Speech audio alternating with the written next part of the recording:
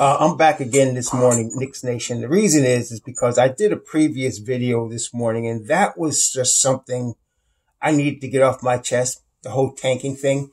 It's annoying and irritating, and I just wanted to talk about that. But let's get back to real Knicks business. Let's talk about Brandon Ingram.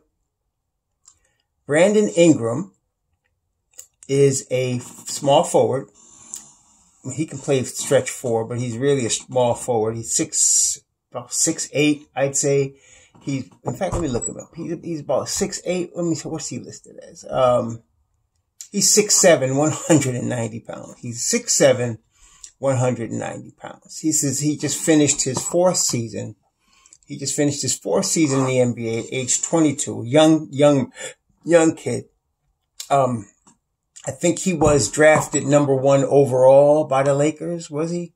He was drafted by the Lakers first round, 2nd overall, 2016. Okay. So Brandon Ingram's going to be a restricted free agent.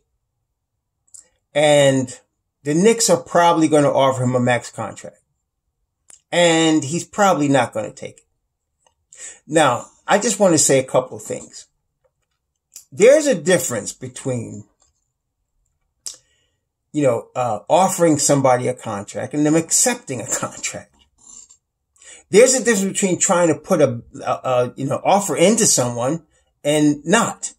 Like I mentioned Duncan Robinson a couple of times. People are like, he's never going to come to the Knicks. Well, I don't know if he's never going to come to the Knicks. Nobody knows unless you offer him some money.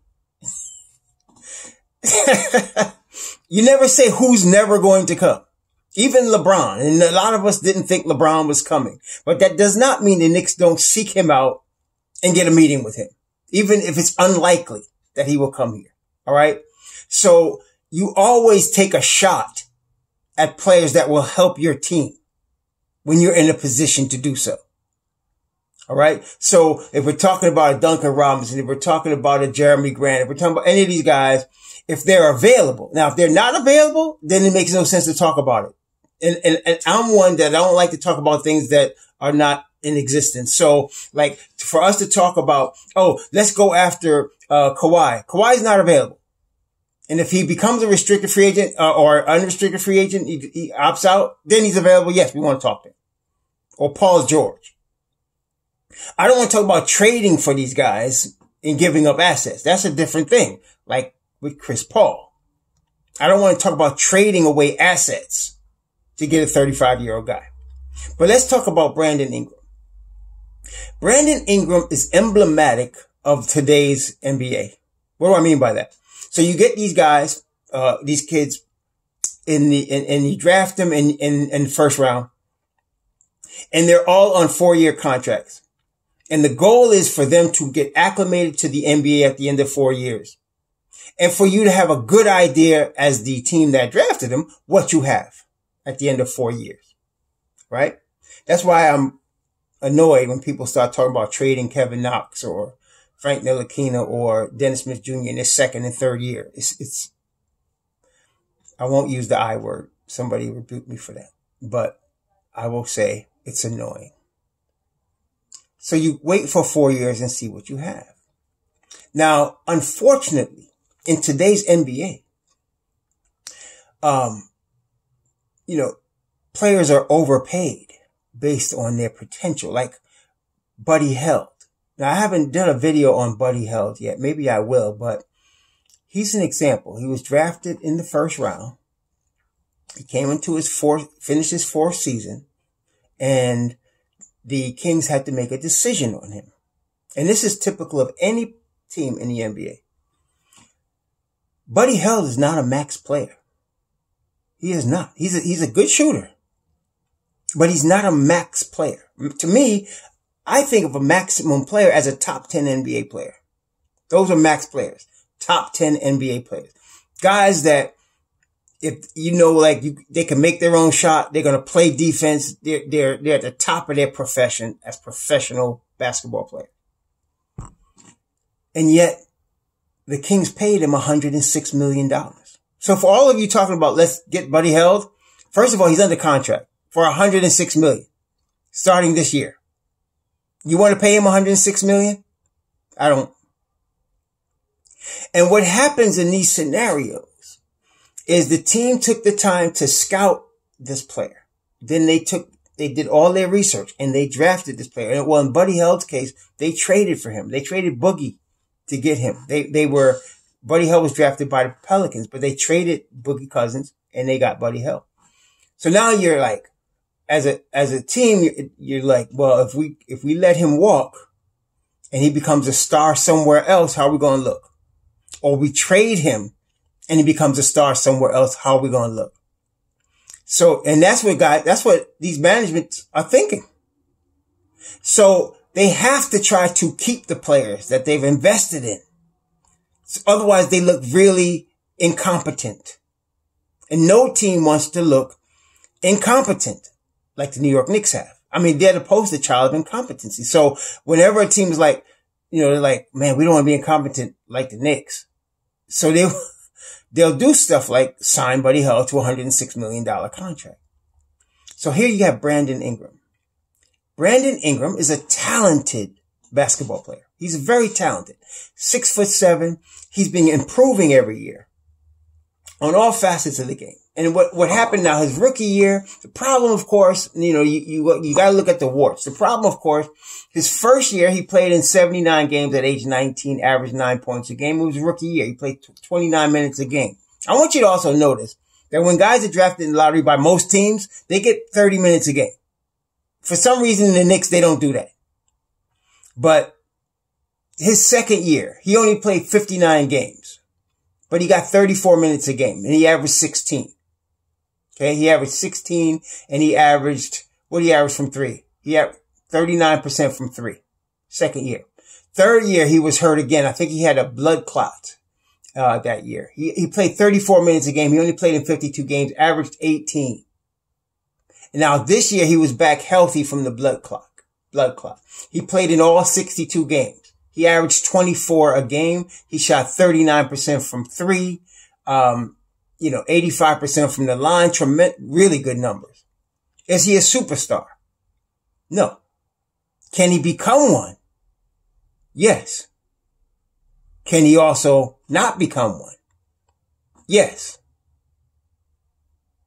So now you have to, now for New Orleans, this is a no-brainer. I mean, they traded away Anthony Davis to get this man. So they're going to pay him. They're going to throw a max contract at him, which for him is going to be somewhere in the neighborhood of $30 million a year. So you have to ask yourself, is Brandon Ingram worth $30 million a year for 5 years? Or in the case of the Knicks, it would only be 4, because I think, New Orleans can only offer him the extra 5th year. So is he worth that? New Orleans is going to give it to him because, again, if they let him walk or if they trade him for something, they're going to look really bad if he turns out to be a superstar. They're going to look really bad. Just like we look right now with KP.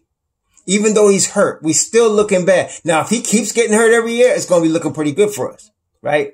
Because we gave away a player that's hurt all the time. But if he's not, if he makes more all-star teams, if his team ends up in the finals with him and Luka, that's not looking too good. We gave away a guy that's a piece for a championship, right? So that's the risk that every team takes. That's how general managers that's why they get paid. That's why they also lose their jobs. Okay. So Brandon Ingram is going to be offered a max contract from the New Orleans Pelicans. There's no question about that. So the Knicks are also going to offer him because they're the Knicks. They're going to offer him a max contract. He can be a stretch 4. He's a thin, obviously 190 pounds. He's going to have to grow into his body some more, but he looks like he's a naturally thin kid. I don't know how much he's going to fill in because he looks like a naturally thin boy. So he's 22 though, so he got plenty of time, but is he going to be the deal? Is he worth 30 million? Let's assume he is. All right. So will he want to come to the Knicks? Well, let's look at his present situation. He's in New Orleans. He's got, his management. Well, he had Alvin Gentry as his coach. They just fired Alvin Gentry. I don't think that was a good idea, but they did. They fired Alvin Gentry. They're looking for a coach, but, they had, the general manager is a very smart general manager. That was the guy. He was in Cleveland when David Griffin. He was in Cleveland when LeBron was there, and he's a very smart man. He's not a dummy. So you got a smart general manager. You know, he got ownership working with him. You know, they underachieved. At least they felt like they did. They got Zion. Okay. Whatever you feel about, Lonzo Ball, one thing about Lonzo Ball is he passes the ball, right? So and he plays defense. So a guy like, Ingram would like to play. Players like that like to play with guys they know are going to pass the ball. They're going to get the ball from him. Okay. If you're open, he's going to get you the ball.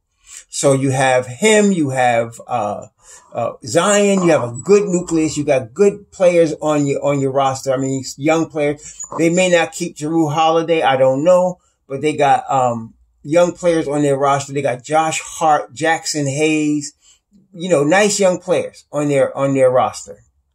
And they're going to be drafting again this year. So, and of course, then they got Zion. So now you got a good nucleus. Question, why would he leave that? Why would Brandon Ingram leave that? See, you have to have something better than that. Now, you know, he's from North Carolina. He come out of Duke.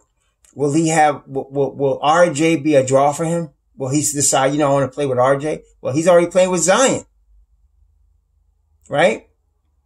So the likelihood of Brandon Ingram coming to the Knicks is small. But again, you have to offer him the money. You know, you don't know until you ask, right? So you're going to offer him the money and see if he comes. But the likelihood is small. I would not put all my hopes in Brandon Ingram coming to the Knicks. I think you got a higher shot at a guy like a Jeremy Grant coming to the Knicks or a guy like a Christian Wood coming to the Knicks. And the reason is because those two guys have never gotten the bag.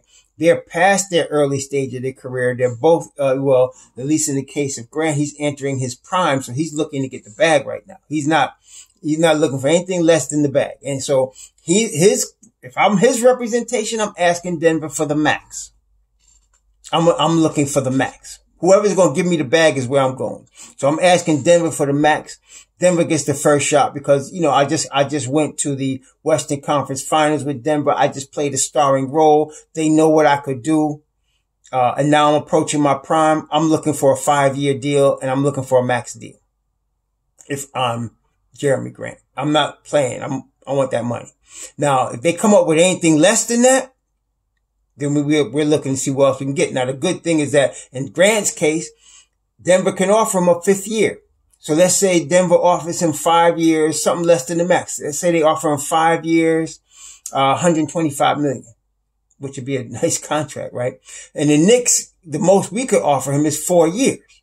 We could offer him 4 years, right? And, so he'd probably stay with Denver for the 5th year.